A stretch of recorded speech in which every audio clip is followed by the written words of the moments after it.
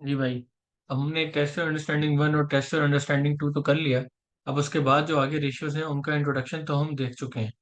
लेकिन फिर हम अब बुक ही की सीक्वेंस में चैप्टर को कंटिन्यू करते हैं, क्योंकि अब इस बुक में थ्योरेटिकल डिस्कशन थोड़ी, इस चैप्टर में थ्योरेटिकल डिस्कशन थोड़ी ज़्यादा है। तो मैं ट्राई करूंगा कि मैं लेक्चर के थ्रू ही आपको ये बेटर एक्सप्लेन कर दूं। अगर आपको क्वेरीज हो तो आप मुझसे रब्ता कर लीजिएगा, हम इसको लाइव सेशन में भी कर लेंगे।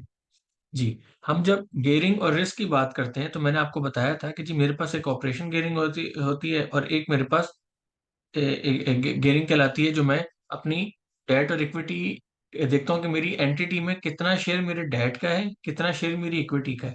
यानी मेरी एंटिटी कितना परसेंट डेट पर, कर्जे पर रिलाई कर रही है, क्योंकि ऑब्वियसली कर्जे पे अगर है तो उसको हमने इंटरेस्ट भी देना है। कर्जे पे अगर है तो फिर मेरी डिसीजन मेकिंग भी बहुत रिस्ट्रिक्टेड होगी। अगर मैं इक्विटी पे हूँ तो मैं अपने हिसाब से चीज़ों को चला सकता हूँ। तो ये कुछ चीज़ें होती हैं जो कि हमें इसमें मुसलसल देखना होगा। अच्छा जी, अब हम अगर आगे चलें तो सबसे पहले ये कहते हैं जी ऑपरेटिंग गियरिंग। ऑपरेटिंग गियरिंग जो है उसमें हमें फॉर्मूला दिया हुआ है fix cost upon variable cost या fix cost upon total cost. सबसे पहले इन्होंने कंपोनेंट दिया, उसमें इन्होंने रेशियो बता दिए। अब दूसरे में इन्होंने percentage of fix cost to total cost बता दिए। फिक्स कॉस्ट की परसेंटेज टोटल कॉस्ट में जितनी ज्यादा होगी, मेरे पास रूम उतना कम होगा। ऑब्वियसली मैं अगर आज अपनी कॉस्ट कंट्रोल करने पे जाऊंगा तो मेरे पास जो फिक्स कॉस्ट है वो तो मुझे करनी ही है, मैं उसको कैसे कवर करूंगा। मैं अपने, अगर मेरी फिक्स कॉस्ट की परसेंटेज कम होगी तो मैं कह सकता हूँ कि जी मैं अपने रेवेन्यू को इंक्रीज करके प्रॉफिट में बड़ा इंप्रूवमेंट ले आऊंगा। अच्छा, तो इसी तरीके से percentage change in EBIT and percentage change in revenue. EBIT से मुराद हुआ earning before interest and taxes, क्योंकि ऑब्वियसली अगर मैं यानी कि मैं ऑपरेटिंग प्रॉफिट की बात कर रहा हूँ उसके बाद ही फिर मैं अपनी फाइनेंस कॉस्ट माइनस करता हूँ और फिर टैक्सेस को माइनस करता हूँ ना। तो earning before interest and taxes ये कह रहे हैं कि जी आप वो लें परसेंटेज चेंज। और परसेंटेज चेंज इन रेवेन्यू ये मुझे ये बताएगा कि मेरा 1 रुपए रेवेन्यू बढ़ने से मेरी अर्निंग कितनी बढ़ जाती है। अगेन ये मेरी ऑपरेशन गियरिंग है, क्योंकि मेरी 1 रुपए रेवेन्यू बढ़ने से मेरी कितनी बढ़ जाएगी अर्निंग, ये अगेन डिपेंड करेगा मेरी फिक्स कॉस्ट कितनी है, मेरी वेरिएबल कॉस्ट कितनी है।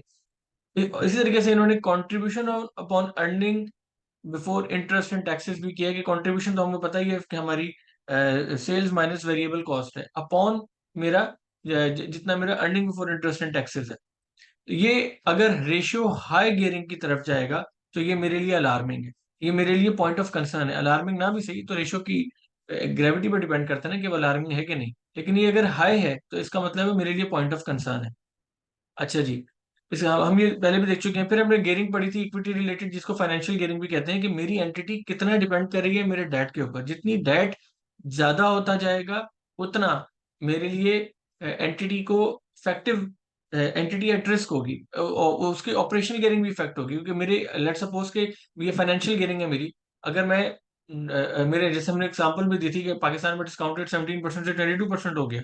तो बहुत सारी एंटिटीज ऐसी हैं कि जिनके लिए अब डेट को कवर करना मुश्किल हो गया। उनके लिए तो वो डेट की पेमेंट एक फिक्स कॉस्ट हो गई ना, जो उन्होंने लॉन्ग टर्म डेट लिया हुआ है। वो उसको कैसे कवर करेंगे, सिर्फ इसलिए उनके तो उल्टा मार्जिन भी रिड्यूस हो गए। तो मैं जितना डेट पे ज्यादा होगा मेरे लिए उतनी इफेक्टिवनेस, मेरे लिए उतना पॉइंट ऑफ कंसर्न बढ़ जाएगा। एक छोटी सी एग्जांपल ले लें, आप एज एन इंडिविजुअल हैं, आप भी बैंक से लोन लेने जाते हैं। पाकिस्तान का कानून आपको कहता है कि जी 60-40% का रेशियो है, यानी कि आप 60:40 आपकी अगर आपका डेट बर्डन आपकी टोटल आमदनी का 60% से ऊपर नहीं होना चाहिए। अगर ऐसा है तो फिर आपको वो लोन देने से मना कर देते हैं, क्योंकि वो कहते हैं भाई इस बंदे की रीपेमेंट की कैपेसिटी नहीं पैदा होगी, ये कमाएगा कैसे, ये हमें कैसे देगा। इसी तरीके से जिसको वो लोग डेट बर्डन रेशियो कहते हैं, यहाँ पे डेट इक्विटी कहलाता है एंटिटीज के केस में, कि जिसको हम डेट अपॉन इक्विटी कर देते हैं या debt upon debt plus equity कर देते हैं। अब ऑब्वियसली अगर मेरी एंटिटी, अब एग्जांपल लेना, एक कंपनी है, हम इस तरह सोचते हैं कि डेट प्लस इक्विटी। अगर लेट सपोज आप आज एक किसी कंपनी के शेयर्स खरीदने जा रहे हैं, आपको पता है कि जी वो कंपनी जो है वो बहुत ज्यादा कर्जों में डूबी हुई है। आप जब उस कंपनी में इन्वेस्ट करने जाएंगे, उस कंपनी के शेयर्स खरीदने जाएंगे, तो आप ये कहेंगे ना कि जी अगर ये कंपनी मजीद ना चल पाई, इस कंपनी को मजीद ऑपरेशनल लॉसेस का या ऑपरेशन ऑब्स्टिकल्स का, मुश्किलात का सामना करना पड़ा, तो ये पैसा, ये कंपनी जिसका जिससे कर्जा लिया उसका पैसा चुकाएगी या मुझे डिविडेंड देगी? मेरा तो लगाया पैसा भी डूब सकता है। तो ऑब्वियसली अब फिर भी अगर आप तैयार होंगे उस कंपनी में, तो फिर आप उस रेट पे तैयार नहीं होंगे जिस रेट पे आप उस कंपनी में तैयार हो जाएंगे जिस कंपनी में सिर्फ और सिर्फ लेट्स सपोज इक्विटी होगी। क्योंकि आपको पता है कि जी अगर सिर्फ इक्विटी और कंपनी अच्छी जा रही है तो आपका पैसा है।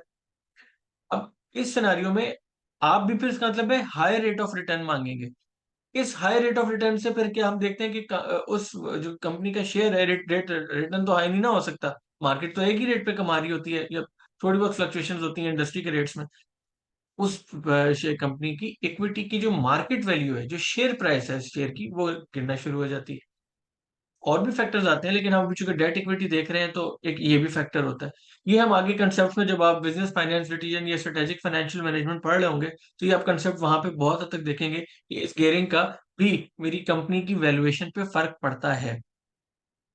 अब अ, हम आगे चलते हैं तो इन्होंने हमने पढ़ा था इंटरेस्ट कवर। इंटरेस्ट कवर के ऊपर भी यही है कि जी जितना मेरा मुनाफा जो है वो कितने टाइम्स है मेरी फाइनेंस कॉस्ट का, उस जो मैंने कर्जा लिया हुआ है उसके ऊपर जो मुझे सूद अदा करना है, तो मेरा प्रॉफिट कितना टाइम्स है उस प्रॉफिट उस कर्जे की किस्त का, उसके सूद का। क्योंकि मुझे वो जो सूद है वो अगर मेरी काबिलियत अदा करने की ज्यादा होगी तो I am in a comfortable situation.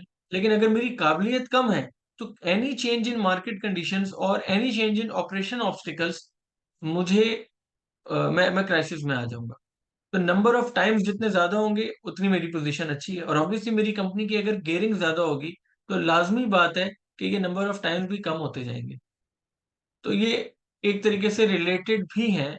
सिर्फ इस फैक्टर से नहीं चलता है ये इंटरेस्ट कवर, मेरे ऑपरेशन भी है, मेरे सेल्स में मुझे लॉसेस हो गए, मुझे कोई और ऑपरेशनल लॉसेस हो गए, उसकी वजह से भी इंटरेस्ट कवर मुतासर होता है। लेकिन इनका आपस में रिलेशनशिप है।